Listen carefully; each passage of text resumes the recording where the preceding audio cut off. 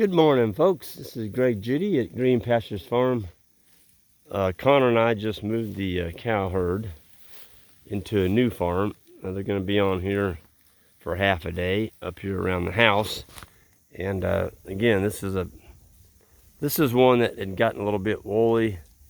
And as soon as the cows came out of here about 50 days ago, I came in and just clipped it and made it look nice for the landowner. And it sure made it came back vegetative. My goodness. This is just unbelievable. But normally we run the fence right here. You can see the fence line. And the owner, Kevin, he said, wouldn't mind you mowing the yard for me. So we can certainly do it. And so what we did is we put a wire around the, he's got a couple stock tanks up here. It's got some goldfish in them. And we knew the cattle would drink the goldfish water and leave the goldfish high and dry. And so we ran a couple ribbons around the goldfish pond, or goldfish tanks. You can see them in there. Where are they at? If they hit the tank, maybe they'll come up. Well, yesterday they were just swimming all over in there. Pretty good sized ones in there. This tank's got orange ones, and this tank over here had some white ones. Yeah, they're sleeping this morning. Got them in a nice place here. It's nice and shady, and those fish have been in there for many, many, many years. Anyway, we moved the palm tree. We didn't want that palm tree. We knew the cattle would rub on that. It was sitting over there by that shed. Look at that cow. She's reaching up in that tub. What is that? Oh, they're rubbing on that tank. I thought, man, is that thunder? It's gonna rain, Connor. It's gonna rain. Gosh dang it, that cow made it sound like it was thundering. There's a big old galvanized tank over there the cow's rubbing on. But they're just cranking on anything they can grab. This cow, it's like, oh, there's some nice tasty vines. So I told Kevin, I said, we expose this yard. It's all fair game. Everything in here they're going to chew on or rub on or bust around. And so we just ran that ribbon. It's not hot. That's the ribbon we use to cross our roads on our cattle drives. The cattle think it's hot. It'd be interesting to not come back here though, Connor. I bet they knock them tubs off that. Oh yeah. They'll knock them. Get to rubbing. Yeah, they just rub on stuff. Yep. They'll knock those tubs off of that bench right there. They're out there right now, right? Oh, there's a little bit of water in the corner of that tub. For some reason, they like that water. Every time there's water in it, they'll go after that first. There's the new pond we built last year. It's full of water. And this is the first time we gave them the dam on it, because every time we came back here, it was so darn soft. We were afraid they'd tear the dam up on it. We sure didn't want that. But that dam is hard. It's good and dry. So we gave them that dam. And it's got some really good grass on it. Oh, yeah. I mean, we haven't touched it all spring, so. Yeah. All spring and summer. So it's had a full year to really send down some good roots. Yeah, there's a bunch of stuff down there. I think there's a lot of barnyard grass down there. Mm-hmm. And that was mainly what I saw down there. Yep. They love barnyard grass. Now here's a fall calving cow right here in front of us.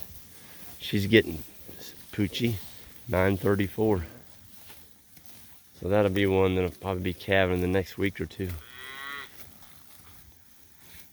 It's not a bad time to be calving. I mean, the weather's warm, and I'd rather calve now than in a snowbank. Yep, there's still forage to eat. Yep, lots of grass to eat. And the calf seed, when you do a fall calving in September, the calf has basically September, October, November, 3 good months to put on some significant weight before the cold weather really hits. So that's why a lot of people are switching to fall calving in Missouri. I personally, our spring calves always outgrow the fall calves. Yeah, They they look so good. They look so good. So the majority of our cows will always be spring calvers. That's what we're shooting for anyway. Isn't that a pretty sight, Connor? Yeah, it's a beautiful morning. Feels good. Good to put cows on good green grass, you know? Yeah, and it's dry out here. Yeah, there's like no dew. Like I haven't gotten You don't have wet any at dew all. on your boots. Yeah. And we're out here at 6:30 in the morning. Yeah. There's no dew. That tells you how dry it's. Because normally your feet would just be caked soaked wet. up to my knees. Yep.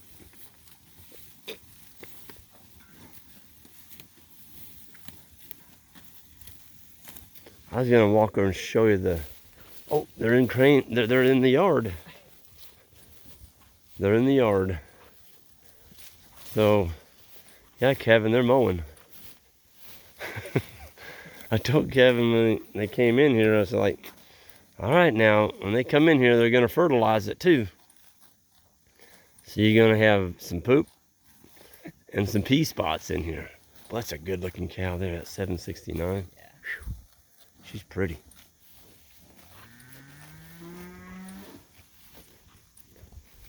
Yeah, you can see how dry it is. The grass has actually died out right there. It's turned brown. Just from lack of moisture. But, so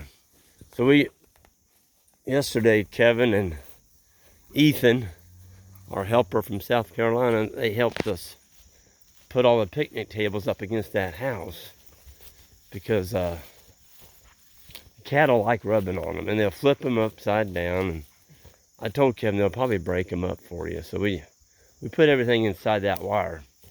And you already made it hot, didn't you, Connor? Yes, sir. There's, what, 9,000 volts in there? Probably more because the charger's right there. So it's hot. Here, Let's see what it. Yeah. So Kevin didn't want to mow any. He wanted the cows to do it. Look at this. We ran it about 10 inches from the screened-in porch here. When we come back tonight, this will all be mowed here. Them cows are going to tear this up. And all that giant ragweed in there, it's going to be curtains. They're going to nail that. What is it, Connor? 10.3. Let me look at it. 10.1. 10,200 volts. Ouch. That'll hurt you. And hardly any load. Just 12 amps of load. Man. You'd want to make sure that you had on a rubber glove. Or if you just want to really get spice in your life. You know what you might do right there? I see a clippy. Just be careful. Yeah. Woo! Hear that, folks? It hit that picnic table. Man, there's sparks coming off that picnic table. Man, oh man. You wonder why cows respect electricity. Oh, there's a pretty one. Wow. That's what your heifer should look like, folks. It's like that's a first. That's just a yearling, and she's being exposed to a bolt this summer, and so she'll be calving next year at 2 years of age. She's just a beaut. If you could grow every heifer in your herd that looked like her, this stuff would be easy, you know. Sitting pretty. Yep. Yep. I can't wait to come back here tonight. Look at him going up the driveway up there. So we spent probably, I don't know, close to an hour up here yesterday getting this paddock ready. And some people would say, well, Greg, that's a lot of time to spend for half a day grazing. Well, is it? When you can do this for your landowners? When you can mow their yard for them? You know? He doesn't have to mow the yard anymore. Look at that. Plus, I was telling Connor yesterday and the other fellow, if you can get a little farm like this and you can get a day or two grazing on it, about every 40 to 50 days, every day that you can keep the animals off your main farm. Oh, look at that. She's eating that fern. You goofy thing. I'm not picking that fern up. Crane, Kevin, your fern is getting chewed on. Look at that. I don't think she's gonna eat very much of it. One of them smelled it and then walked right by, and then she just came up and took a big old bite of it. She didn't leave it in her mouth very long though. She's like, oh, that doesn't taste very good. It looked green. Let's go out here and look at our charger. I never did show anybody this awesome charger we put in here. We built a box out of cedar. I wanted to make sure I had a good box for it. Man, look at that. Ooh. So there's your ground wire going out. And then you got your hot wire. And we actually have one ground rod right there. Then there's 3 more that go up in that tree. And we ran an aerial wire clear over to that where the cows are grazing. There's 3 more ground rods over there. There's 4. So we have 5 on there. And it's hot. That's a big charger there, folks. I think that's the biggest one SpeedRite makes. I forgot now. I think it's 63 joules. It's a beast.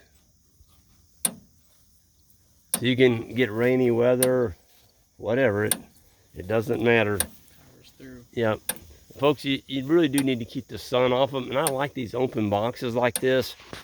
The reason I do is it gets some airflow in there. If you put them up in a metal box and they don't have any shade or anything on them, on a really hot day, those elements in there can get hot.